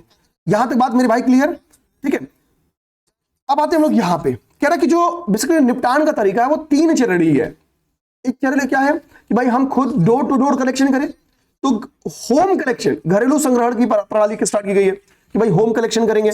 दूसरा क्या है, एक अस्थायी संग्रहण केंद्र बनाए, एक परमानेंट ड्रॉप ऑफ बिन्स बनाए, मतलब ठीक है, एक ऐसा केंद्र बनाए कि जो अस्थायी हो, मतलब किसी पब्लिक डोमेन में उसको रख दे, लोग अपने यहां से लाए दवाई और वहां पे फेंक दे, हम बाद में उसको कलेक्ट करके उसका वैज्ञानिक निपटान कर देंगे। तो एक तो ये है कि भाई एक तो डोर टू डोर कलेक्शन है, तो खुद जागरूक कर दे कि भाई हर पब्लिक प्लेस पे रखा गया है, चौराहे पे, ठीक है, यहाँ पे, वहां पे, बता दे, एक नोट दे दे, कोई ले जाएगा वहां पे डाल देगा। एक ये तरीका है। तो अगला क्या है, कह रहा है कि हरित कर्म सेना का गठन किया गया, ठीक है, ग्रीन टास्क फोर्स बनाया गया, इसका भी ये काम है कि भाई इस तरीके से कलेक्ट करना, ठीक है। तो इस 3 चरणीय प्रक्रिया के माध्यम से क्या किया जाएगा, बेसिकली कलेक्ट किया जाएगा, और कलेक्ट करके क्या किया जाएगा, उसका वैज्ञानिक निपटान किया जाएगा। और वैज्ञानिक निपटान की जिम्मेदारी किसको दिया गया है, तो केरला इन्वायरो इंफ्रास्ट्रक्चर लिमिटेड को, ठीक है, किसको दिया गया है, केरला इन्वायरो इंफ्रास्ट्रक्चर लिमिटेड। अब ये बात समझ में आ गई आपको? आगे तो ठोको ताली, ठीक है। अब हमारा नेक्स्ट है, देश के प्रकृति निरीक्षण अभियान के नाम पर 5 गिनीज वर्ल्ड रिकॉर्ड पाया है। ठीक है धन्यवाद। ठीक है, तो प्रकृति परीक्षण अभी अभियान चला 2025, तो इसमें क्या है, भारत ने 5 गिनीज वर्ल्ड रिकॉर्ड बनाए फॉर आयुर्वेदा। उसके लिए आयुर्वेदा को क्या है, हम लोग मेन स्ट्रीम से जोड़ रहे हैं। अब देखो यहाँ पे पहले समझो एक एक बात क्या क्या है। अब बात है कि सर ये जो अभियान चलाया गया है, ये अभियान जिसमें 5 गिनीज रिकॉर्ड्स मिले हैं, तो वो किसके सहयोग से, किसने चलाया? भाई कोई अभियान चलेगा तो कोई ना कोई संगठन उसको ऑर्गेनाइज कर रही होगी। ठीक है, तो इसको NCISM यानी national institute of Indian system of medicine, NCISM यानी राष्ट्रीय भारतीय चिकित्सा प्रणाली आयोग, तो national institute of Indian system of medicine NCISM और मिनिस्ट्री ऑफ आयुष ने इसको संचालित किया। National institute of Indian system of medicine and ministry of Ayush, तो इन्होंने अपने इन दोनों के सहयोग से क्या किया गया, इसको संचालित किया गया, इसको चलाया गया। ऑर्गेनाइज किसने किया ये समझ गए हम लोग। तो पहला क्वेश्चन आपका, पहला स्टेटमेंट रेडी। अब जो 5 अवार्ड देगा तो उसको कितनी गजब की फ्रेमिंग किया हूं मैं। तो एक जो अवार्ड दिया गया है, तो भाई अभियान ये महीनों चला है, एक दिवसीय अभियान नहीं होता है। तो कह रहा है कि पहले एक हफ्ते में आज तक के इसके पहले की किसी भी स्वास्थ्य अभियान, कोई भी हेल्थ से रिलेटेड अभियान चलाया गया, तो जो सबसे ज्यादा संकल्प लिए गए उसकी तुलना करके बता रहे हैं कि भाई एक हफ्ते के संकल्प की तुलना करो तो भी इस बार सर्वाधिक संकल्प लिए गए, एक महीने के संकल्प की तुलना करो तो भी इस बार सर्वाधिक संकल्प लिए गए, ओवरऑल संकल्प की बात करो तो भी इस बार सर्वाधिक संकल्प लिए गए। ठीक है, ठीक है, और भी कुछ फैक्ट्स हैं। अब देखो कह रहा है कि एक सप्ताह में किसी स्वास्थ्य अभियान के लिए सबसे अधिक संकल्प प्राप्त करने का, एक हफ्ता में, तो क्या है लगभग, ठीक है 60, यहां क्या लगेगा, इकाई दहाई सैकड़ा हजार 10,000 लाख 10 लाख, ठीक है, लगभग 60,04,912 संकल्प लिए गए। कितना? 60,04,912 संकल्प लिए गए। तो एक सप्ताह में किसी स्वास्थ्य अभियान के लिए सबसे अधिक संकल्प कहा गया, तो वो इतना लिए गए। कितना? इकाई दहाई सैकड़ा हजार 10,000 लाख 10 लाख, हाँ 60,04,912 संकल्प लिए गए। ठीक है, इसके पहले ऐसा कोई वैश्विक अनुमान अभी नहीं था कि कितना, मतलब कोई डाटा नहीं था कि एक नया वैश्विक मानक ये सिद्ध किया गया है। ठीक है, ध्यान रहा। तो एक वीक में हमने 60 लाख प्लस संकल्प लिए। अगर हम लोग पूरे यहां देखो महीने, मंथ की बात करें, यहाँ पे वीक फिर से लिखा हुआ है, वीक को हटाए मंथ लिख दे, मंथ लिख दिया। ठीक है, एक महीने की बात करें तो एक महीने में 1,38,92,976 संकल्प लिए गए। 1,38,92,976 यानी लगभग 1,39,00,000। ठीक है, मतलब 7,000 केवल कमी है, 7,024 संकल्प की, तो ये 1,39,00,000 संकल्प हो जाता। तो लगभग हम लोग कहते हैं 1,39,00,000, 1,38,92,976 संकल्प ले गए। इसके पहले वीक में 60 लाख के करीब में संकल्प लिए गए और एक महीने में 1,38,92,976, 1,38,92,976 संकल्प लिए गए। आप समझो। अब आते हैं हम लोग ओवरऑल की बात करें तो ओवरऑल संकल्पों की जो यहाँ पे संख्या है वो क्या है, वो यहाँ पे देखो क्या है, ये फिगर है, हम यहाँ पे टाइपिंग नहीं हुआ है। ओवरऑल संकल्प स्वास्थ्य अभियान में जो ओवरऑल संकल्प लिए गए कितना लिए गए, लगभग देखो यहाँ पे कह रहा है इकाई दहाई सैकड़ा हजार 10,000 लाख 10 लाख करोड़, तो 1,38,00,000। ठीक है, ये पहले फिगर लिख देता हूं, 13,892,976।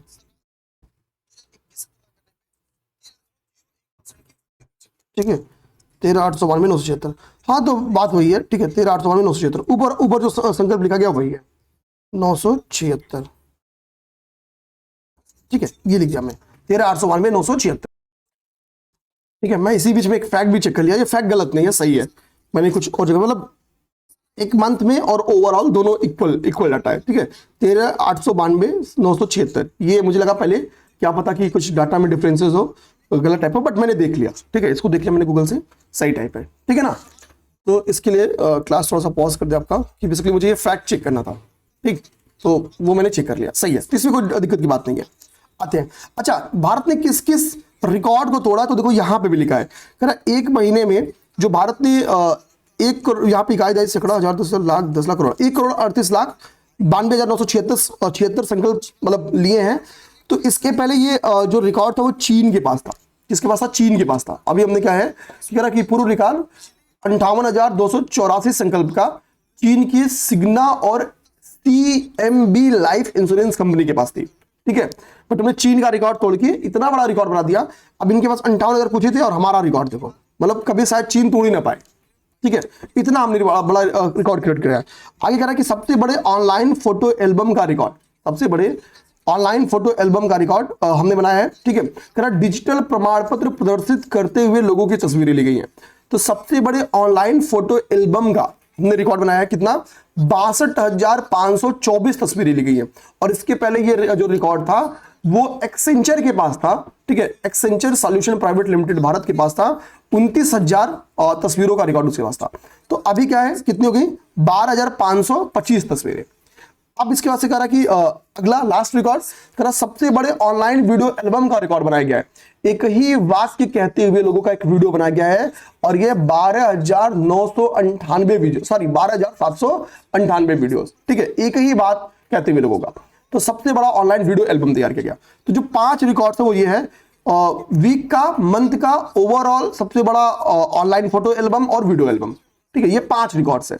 ठीक है, और जो वीडियो एल्बम्स का हमने रिकॉर्ड तोड़ा है, किसका तोड़ा है? तो इसके पहले ये रिकॉर्ड था, घे भरारी अभियान चला था भारत का, घे भरारी अभियान का रिकॉर्ड हमने तोड़ा है। तो ये रिकॉर्ड किसका ब्रेक किया? तो एक बार चाइना का रिकॉर्ड, एक एक्सेंचर का रिकॉर्ड, एक घे भरारी का रिकॉर्ड, ये सारे रिकॉर्ड हमने क्या किया? ब्रेक किया। यहाँ पे देखो, यहाँ पे एक्सेंचर का रिकॉर्ड तोड़ा हमने, या घे भरारी का रिकॉर्ड तोड़ा हमने, यहाँ पे हमने मतलब ओवरऑल जो रिकॉर्ड हमने स्वास्थ्य अभियान के संकल्प का तोड़ा है वो इसके पहले भारत की एक थी एफडीसी लिमिटेड, इसका रिकॉर्ड था, वो तोड़ा। तो किसका किसका रिकॉर्ड तोड़ा? हो सकता है ये भी मैथ्स दी कॉलम में या कहीं क्वेश्चन दे दे। ठीक है, और बाकी ये इंपॉर्टेंट है। ठीक है, हेल्थ का कितना संकल्प है, मतलब वीक का, मंथ का, ओवरऑल, सबसे बड़ा ऑनलाइन फोटो, सबसे बड़ा ऑनलाइन वीडियो। तो ये भी मैथ्स दी कॉलम में आ सकता है। तो इसको हम लोग दिमाग में रखेंगे और अपने आप में रखना है। इसके अलावा कुछ और बातें हैं। इस पूरे जन भागीदारी में टारगेट किया गया था कि लगभग 1 करोड़ लोग पार्टिसिपेट करेंगे, लेकिन पार्टिसिपेट कितना किए? 1.29 करोड़ लोग, यानी लगभग 1/3 ज्यादा लोगों ने पार्टिसिपेट किया। 1.29 लाख लोगों ने ज्यादा पार्टिसिपेट किया। करा ये जो पार्टिसिपेशन था, इनमें सर्वाधिक जो संख्या थी, ठीक है, वो इसमें करा है कि लगभग 1,81,667 स्वयं सेवक शामिल हुए थे। ठीक है, और 1,33,758 आयुर्वेद विद्यार्थी शामिल होते, इतने शिक्षक शामिल होते, इतने चिकित्सक शामिल होते। ठीक है, जानना। तो आगे कह रहा है कि मोदी, अब देखो सबसे इंपॉर्टेंट पर्सनल बात यहां पर लिखा गया है। अब देखो, मैंने आज ग्रुप में क्वेश्चन भी दिया था टेलीग्राम चैनल पे कि राष्ट्रीय आयुर्वेद दिवस कब मनाया जाता है। देखो अब ये बात तो 2024 की कर रहा होगा, 25 को तो बात किया नहीं होगा, समझना बात को। 25 का तो अभी अक्टूबर आने वाला है ना, तो 24 की में बेसिकली ये कह रहा है कि 28 अक्टूबर, और मुझे ये लग रहा था कि 29, और बच्चों ने भी कमेंट 29 ही किया है। ठीक है, कि राष्ट्रीय आयुर्वेद दिवस। तो अब आपको सोचना होगा कि यहां से मानोगे फैक्ट या ये मानोगे। ठीक है, ध्यान देना। तो राष्ट्रीय आयुर्वेद दिवस के अवसर पर मोदी जी ने इस अभियान की शुरुआत की थी, और इसमें जो पहली प्रतिभागी बनी थी वो राष्ट्रपति द्रौपदी मुर्मू जी बनी थी। तो चांस है कि यहां पे लिख दे कि पहले प्रतिभागी इसमें हेल्थ मिनिस्टर बने। समझना बात को, चांस है कि यहां पे चेंज करना, लिख दे कि पहले प्रतिभागी हेल्थ मिनिस्टर बने यहां पे। ठीक है, और राष्ट्रपति द्रौपदी मुर्मू जी ने इसका शुभारंभ किया। यहां दिमाग में, यहां से गलत कराने के चांसेस है पूरे। तो ये हम लोग समझ के कर लिए और गलती हम नहीं करेंगे। ठीक है, आते हैं नेक्स्ट। कह रहा कि भारत के पहले कांच के पुल का उद्घाटन। तो भारत के पहले कांच पुल का उद्घाटन किया गया कहां? कन्याकुमारी में। पहली बात सोचो, कन्याकुमारी में। अब ये कांच ब्रिज क्या करता है? 2 लोकेशंस को जोड़ता है। तो बात आती है कि कन्याकुमारी कहां पे? तमिलनाडु में है। ठीक है, और अब ये ब्रिज जोड़ किसको रहा है? ये ब्रिज जोड़ किसको रहा है? तो वहां पे विवेकानंद रॉक मेमोरियल है, हम सबको पता है। ठीक है, तो यहाँ पे क्या कर रहा है? Connect Vivekananda rock memorial and 133 feet high Thiruvalluvar statue. तो तिरुवल्लुवर स्टैचू और विवेकानंद रॉक मेमोरियल, इन दोनों को कनेक्ट कर रहा है, इन दोनों को कनेक्ट करता है ये। ठीक है, विवेकानंद रॉक मेमोरियल और तिरुवल्लुवर प्रतिमा को। अब यहाँ पे विवेकानंद, कल हमने आपको जो क्लास थी तो वहां पे हमने सोशल रिलीजियस मूवमेंट पढ़ाया आपको कल मास्टर क्लास में। ठीक है, मूवमेंट पढ़ाया। इसी सोशल रिलीजियस मूवमेंट में मैंने आपको स्वामी विवेकानंद जी के बारे में बताया।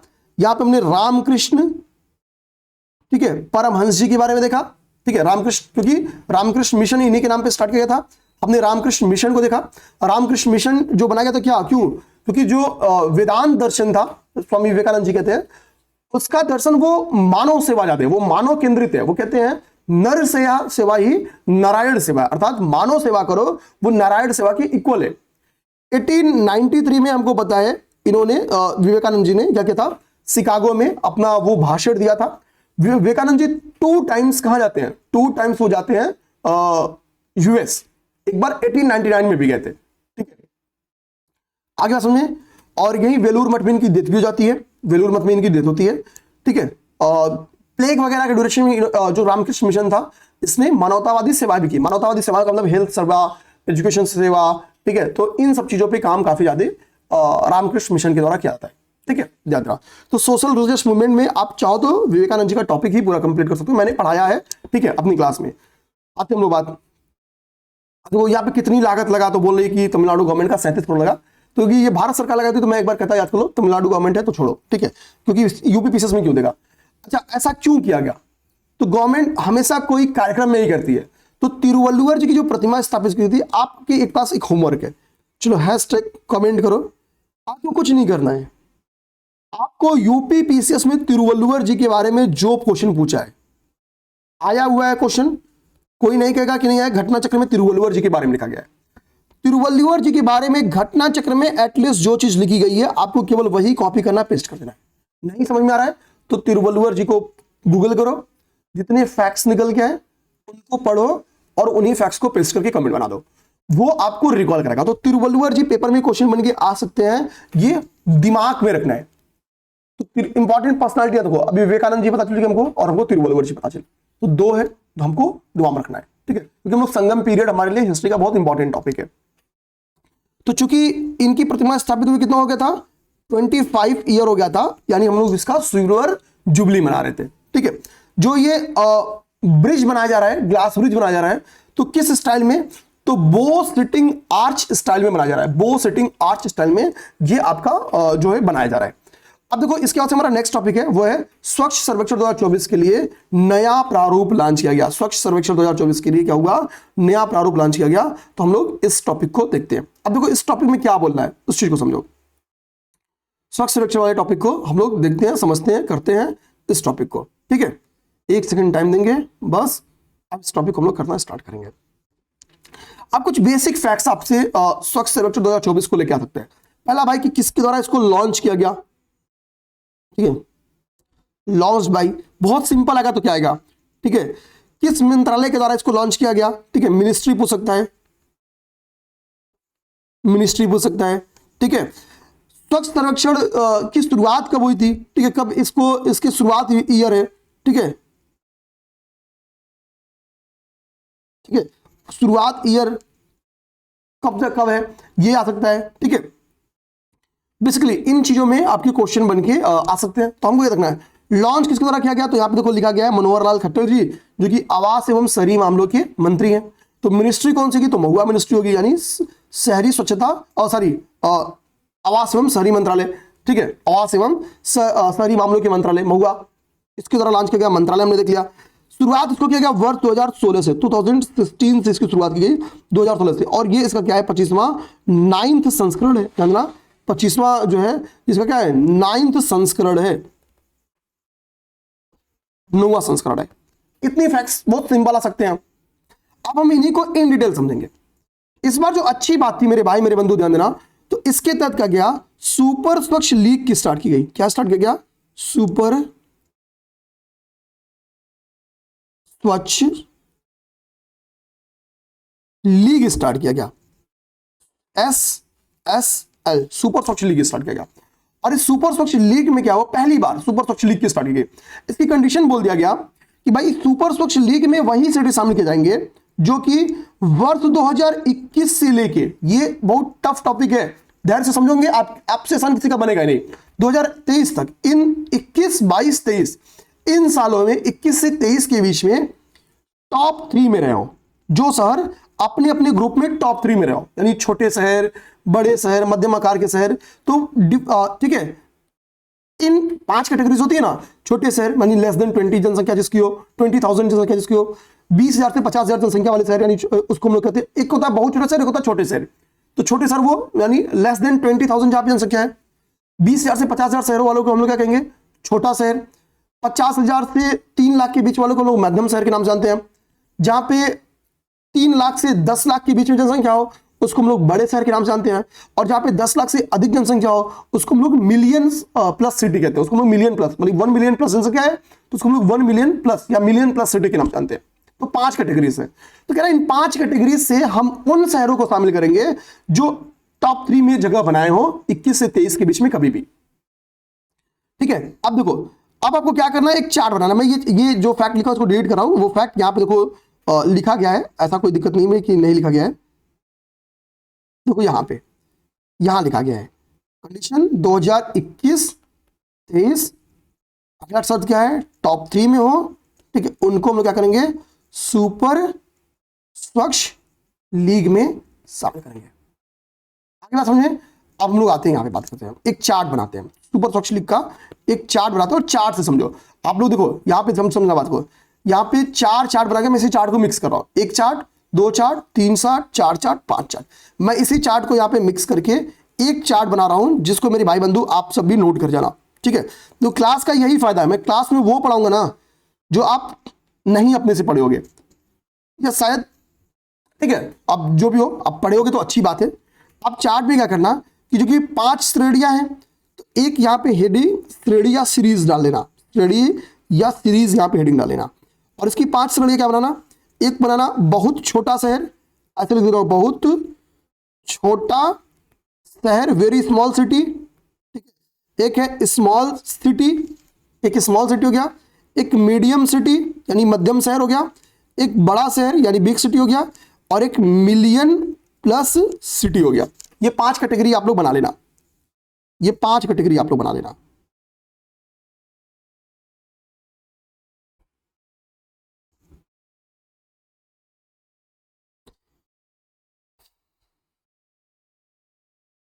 ठीक है, आगे सर। अब यहां पे क्या करना आपको, अब बात है कि इसमें अब तक कुल 12 शहरों को शामिल किया गया। ठीक है, तो वो कौन कौन से, यहां पे ऐसे लिख देता हूं, यहां पे इसको आगे बढ़ा दो। तो यहां पे एक हेडिंग डालना, वो सिटी जो इसमें शामिल हैं और वो सिटी किस स्टेट के हैं, यहां पे देना कि इस स्टेट के हैं। तो यहाँ पे सीरीज हो गया, यहाँ पे सिटी हो गया जो शहरों को शामिल इसमें किया गया है, और वो शहर किस स्टेट से संबंधित है वो यहाँ पे देना। अब देखो 2 सिटी को बहुत छोटे शहर, वेरी स्मॉल सिटी में शामिल किया गया। ठीक है, उनका नाम है पंचगनी और पाटन। देखना, पंचगनी और पाटन, ये 2 शहर हैं। पंचगनी कहां पे स्थित है, तो पंचगनी आपका महाराष्ट्र में स्थित है और पाटन आपका कहां स्थित है, गुजरात में, गुजरात में स्थित है। ठीक है, अब एक चार्ट से आप पूरा तैयार कर लेना, बार बार आपको पलटना नहीं पड़ेगा, और स्क्रीनशॉट लेके चाहो तो कहीं रख भी लेना। ठीक है, अब स्मॉल सिटीज में जाओ, स्मॉल सिटीज में जाओ तो एक सिटी यहाँ पे विटा और सासवद, ये कहां पे, दोनों ही सिटी महाराष्ट्र में है। ये दोनों ही सिटी कहां पे, महाराष्ट्र में। तो छोटे शहरों में क्या है, विटा और सासवद को शामिल किया गया है, ये हमेशा टॉप 3 में आते हैं। ठीक है, छोटे शहर। अच्छा, इनकी जनसंख्या कितनी होगी, तो मैंने बोला कि इनका होगा लेस देन 20 के, और इनकी जनसंख्या कितनी होगी, तो भाई 20 to 50 के इसके बीच में होगी। ठीक है, अब 50 के से 3 लाख के बीच की शहरों को हम लोग मध्यम शहर के नाम जानते हैं। इसमें कुल आपके 3 शहर शामिल है, इसमें कुल आपके 3 शहर शामिल है। इसको मैं ब्लैक पेन से लिखता हूं। इसमें कौन से शहर है, एक आपका है अंबिकापुर, तिरुपति। अंबिकापुर कहां पे स्थित है, छत्तीसगढ़। तिरुपति, और आपका हो गया न्यू दिल्ली। ठीक है, म्युनिसिपल कॉर्पोरेशन, एनडीएमसी। ठीक है, new Delhi municipal corporation, NDMC. तो अंबिकापुर, तिरुपति और न्यू दिल्ली। अब देखो, तो न्यू दिल्ली भाई तो आपका क्या हो गया, दिल्ली में हो गया। तिरुपति आपका आंध्रा में हो गया।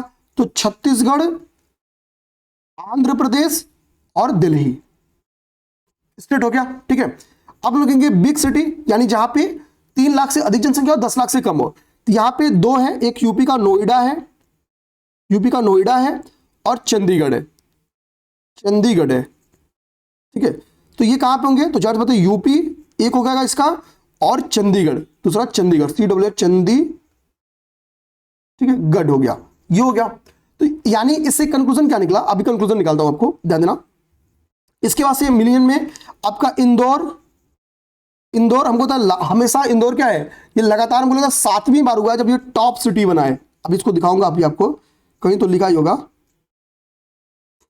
लगातार 7वीं बार स्वच्छ शहर का खिताब कौन जीता है, इंदौर जीता है लगातार 7वीं बार। और इंदौर के स्वच्छ शहर बनने के पीछे का रीजन भी यहां बताया गया, इसको भी समझाऊंगा आपको, ठीक है। तो इंदौर, नवी मुंबई, एनएम मतलब नवी मुंबई लिख देता हूं, बाद में पता नहीं आप कब पढ़ोगे इसको, नवी मुंबई और सूरत हो गया आपका, ठीक है। अब देखो इंदौर सबको पता भाई कहां पे स्थित है, एमपी, आपका नवी मुंबई हमको पता है महाराष्ट्र, नाम से भी पता है महाराष्ट्र, और सूरत आपका हो गया गुजरात। अब इसका आप लोग क्या करो, स्क्रीनशॉट ले लो और ऐसा चार्ट बाद में बना लेना, ऐसा चार्ट आप लोग क्या करना बाद में बना लेना। अब इस चार्ट को आप लोग ले लिए, तो ये चार्ट किससे रिलेटेड है, ये चार्ट रिलेटेड है आपके सुपर स्वच्छ लीग के सिटीज से, सुपर स्वच्छ लीग के उन 12 सिटीज से। तो 12 शहरों का नाम आपको पता चल गया, 12 शहरों का नाम पता चल गया। इससे कंक्लूजन क्या निकला कि कुल सुपर स्वच्छ सिटीज कौन सी है, एसएसएल कौन है, तो वो 12 सिटीज है, एक कंक्लूजन निकल गया। इसमें यूपी का एक सिटी है, उसका नाम क्या है, उसका नाम है नोएडा, जो कि बड़े शहरों की सूची में शामिल है, दूसरा कंक्लूजन, इसमें सर्वाधिक किस राज्य के देखो स्टेट की लिस्ट में महाराष्ट्र टॉप पे रहता है, ठीक है, स्वच्छता में। तो महाराष्ट्र एक हो गया यहां पे, फिर महाराष्ट्र यहां पे 2, ठीक है, फिर इसके बाद से महाराष्ट्र यहां पे 3। तो यहां पे महाराष्ट्र की क्या है, कुल 3 सिटीज शामिल है, महाराष्ट्र की कुल 3 सिटीज एसएसएल में शामिल है। तो यहां पे कंक्लूजन ऐसे निकाल रहा हूं, आप लोग ध्यान देना, महाराष्ट्र की कितनी सिटीज हैं, 3 सिटीज है। गुजरात का क्या है, देखो, तो गुजरात एक यहां पे एक, समझना, स्क्रीनशॉट आप पहले ले लेना समझाने के मकसद से, गुजरात यहां पे 1 और गुजरात यहां पे 2। तो यहाँ पे GUJ गुजरात कितना है, गुजरात कुल 2 सिटीज सुपर स्वच्छता लीग में शामिल है। आ जाओ मेरे बात भाई, उसके बाद से एमपी की बारी है। इसे देखो छत्तीसगढ़ का एक ही शामिल है, आंध्र प्रदेश का एक ही शामिल है, ठीक है, आंध्र प्रदेश का एक ही शामिल है, दिल्ली का भी एक ही शामिल है, एमपी का भी एक ही शामिल है, ठीक है, एमपी का भी एक ही शामिल है, इन सबके एक एक सिटी शामिल है, ठीक है, इन सबकी क्या है, एक एक सिटीज शामिल है, ठीक है। नहीं, महाराष्ट्र का यहाँ पे देखो एक सिटी और भी शामिल था ना, ये 2 महाराष्ट्र थे, यहाँ पे प्लस एक और यहाँ में, तो महाराष्ट्र की 4 सिटीज है, महाराष्ट्र की 4 सिटीज है। कुछ छूट रहा है क्या, अच्छा ये चंडीगढ़ एक छूट रहा है, एक चंडीगढ़ और एक यूपी छूट रहा है, चंडीगढ़ और यूपी छूट रहा है। तो यानी क्या है, महाराष्ट्र के 4 हैं, गुजरात का 2 है, बाकी छत्तीसगढ़, आंध्र प्रदेश, दिल्ली, एमपी, यूपी, चंडीगढ़, इनके एक एक सिटीज में शामिल है। अब इस चार्ट का इससे बढ़िया एनालिसिस आप इसके पहले किए थे, नहीं कियोगे, मैं गारंटी देता हूं मेरे भाई नहीं कियोगे। अब मान लो क्वेश्चन यहां से इस कंक्लूड पॉइंट्स से बना दे, आप सब बोल जाओगे, बोलोगे सर पढ़ा ही नहीं थे, तो भाई अब देखो, अब इस स्तर पे जाके करा रहे, ठीक है। अब इस चार्ट से ऐसे तैयार करो, गलत होके दिखाए। अब यहां पे देखो, हम लोग सीधा पहुंच गए यहां पे, इंदौर के बारे में। कि इंदौर क्या है, इंदौर लगातार 7 बार से स्वच्छ सिटी का अवार्ड जीत रहा है। इसके पीछे का रीजन क्या है कि इंदौर अपने बेसिकली जो कचरा है उसकी कलेक्शन की बात हो, उसके पृथक्करण की बात हो, मतलब गीला कचरा अलग, सूखा कचरा अलग, ठीक है, बायो जो कचरा है उसको अलग, तो उसके पृथक्करण की बात हो, तो इसमें मध्य प्रदेश टॉप पे। और फिर कचरे से हमको पता है फर्टिलाइजर भी बना सकता है, कचरे से हमको पता है कि एनर्जी भी, सीएनजी भी बनाई जा सकती है। तो ये सारे काम चूंकि कौन कर रहा है, मध्य प्रदेश गवर्नमेंट कर रही है, या मध्य प्रदेश गवर्नमेंट नहीं बोलेंगे, इंदौर की जो म्युनिसिपल कॉर्पोरेशन वो कर रही है, या इंदौर प्रशासन कर रहा है। तो 100% कचरा पृथक्करण कर रहा है, उन्नत खाद निर्माण तकनीक का डेवलपमेंट किया हुआ है। Indore 100% door to door collection करता है अपने कचरे का। भारत का सबसे बड़ा बायो सीएनजी प्लांट स्थित है, यानी कचरे से सीएनजी गैस कन्वर्ट किया जा रहा है, ठीक है, ध्यान देना। इसके अलावा क्या है, कचरे को कलेक्ट करने में वैज्ञानिक तकनीकों का, नवाचार का प्रयोग कर रहा है, एआई आधारित कचरा निगरानी कर रहा है कि कहीं कचरा ऐसा तो नहीं खुले में फेंक दिया जा रहा है, तो एआई बेस्ड कचरा निगरानी कर रहा है, जीपीएस सक्षम कचरा संरक्षण कर रहा है, ये टेक्नोलॉजी का यूज किया जा रहा है कचरे में। तो मध्य प्रदेश के आगे जाने का रीजन मेरे भाई ये है, मध्य प्रदेश के आगे जाने का रीजन ये है। अब क्वेश्चन आपसे आता है कि एसएससीएल में मिलियन प्लस सिटीज में कौन शामिल है, तो इंदौर, नवी मुंबई और सूरत शामिल है। इंदौर, नवी, ये टॉप 3, यही तो टॉप 3 है, ठीक है, ओवरऑल टॉप 3 यही है। यहाँ पे देखो तो कह रहा है कि इसके बेनिफिट्स क्या है, सुपर स्वच्छ लिफ्ट के लाभ क्या है। अब देखो 12 सिटी शामिल किए, अब इनमें कंपटीशन बढ़ेगा तो शहरों के बीच में क्या आगे कि हेल्थ मतलब स्वस्थ प्रतिस्पर्धा, हैवी प्रतिस्पर्धा, निगेटिव प्रतिस्पर्धा नहीं, स्वस्थ प्रतिस्पर्धा, मतलब एक दूसरे को कॉम्पीट करेंगे आगे जाने के लिए, बढ़ावा मिलेगा। टिकाऊ कचरा प्रबंधन प्रथाओं का प्रोत्साहित किया जाएगा कि भाई हमको ऐसे कचरा प्रबंधन करना होगा वो सस्टेन करे, लंबे समय तक स्थायी हो, टिकाऊ हो। ठीक है, स्वच्छता अभियानों की यहाँ पे ये अपने में कंपटीशन करेंगे कि हम कहीं कल को एसएसएल से बाहर ना निकल जाए, तो नागरिक भागीदारी को बढ़ावा देने पे काम किया जाएगा। और यहीं से पता चला, ठीक है समझना, स्वच्छता और कचरा निपटान की तकनीकों का नवाचार, जैसे अभी क्या है जीपीएस का प्रयोग, एआई का प्रयोग कौन कर रहा है, इंदौर कर रही है, तो नवाचार का बढ़ावा मिलेगा। ये सारी बातें होंगी। 1 घंटे 10 मिनट की हमारी क्लास हो गई है, मुझे लगता है यहाँ पर अगर हम लोग क्लास को ब्रेक कर ले, इसके लिए एक छोटा सा टॉपिक पढ़ लेते हैं। वह मोपा हवाई अड्डे ने प्रतिष्ठित सर्वश्रेष्ठ सुरक्षा पुरस्कार जीता है। देखो मोपा हवाई अड्डा पहली बात कहां से थे, तो गोवा में। कहां पे, गोवा में, गोवा में मनोहर, ठीक है, अंतरराष्ट्रीय हवाई अड्डा, ठीक है, ये हो गया आपका गोवा में स्थित है। अभी क्या है कि बेसिकली सुरक्षा सेवा क्षेत्र की मतलब सर्विस सेक्टर में क्या है, राष्ट्रीय सुरक्षा परिषद, ध्यान देना एनएससीआई राष्ट्रीय सुरक्षा परिषद ने, ठीक है, सुरक्षा पुरस्कार 2024 को सेवा सेक्टर में, सेवा क्षेत्र में गोल्ड ट्रॉफी यानी सर्वश्रेष्ठ सुरक्षा पुरस्कार से किसको सम्मानित किया, तो वो मोपा हवाई अड्डे को, मोपा हवाई अड्डे को। सेवा क्षेत्र में, ये टर्म्स याद रखना, सेवा क्षेत्र में। इसके पीछे का रीजन क्या है, वाई, क्यों दिया गया, क्योंकि यहां पे जो व्यवस्थाएं की गई वो बहुत उन्नत है। व्यवसायिक सुरक्षा, ठीक है, ध्यान देना, जो ऑक्यूपेशनल सिक्योरिटी है, हेल्थ है, इस सेक्टर में उन्होंने बहुत अच्छा प्रदर्शन किया है। कार्यस्थल पर मतलब काम करते यहाँ पे लोग चोट लगने की घटनाएं बहुत कम देखने को या नहीं देखने को मिली हैं। तो चोट को कम करने के प्रति जो इनकी प्रतिबद्धता है, जो सिक्योरिटी टूल्स हैं, जो सुरक्षा मानक है, यहां पे कह रहा है कि हवाई अड्डे की सक्रिय सुरक्षा उपायों और शून्य घटना रिकॉर्ड के कारण क्या किया गया है, इसको यह अवार्ड दिया गया है। सर्विस सेक्टर में दिया गया है, ये दिमाग रखना। और पहली बार सर्विस श्रेणी में स्वर्ण ट्रॉफी प्रदान किया गया है। यह पहला भारतीय हवाई अड्डा है जिसे सेवा क्षेत्र में की श्रेणी में स्वर्ण ट्रॉफी प्रदान किया गया है, मोपा। ठीक है, तो हम लोग आज की क्लास यहीं पे खत्म करते हैं। उम्मीद करेंगे मेरे भाई आपकी क्लास अच्छी लगी हो, जो कि लगी होगी, इसमें कोई दो राय नहीं है। ठीक है, बस कमेंट करके बताना जरूर। जय हिंद, जय भारत।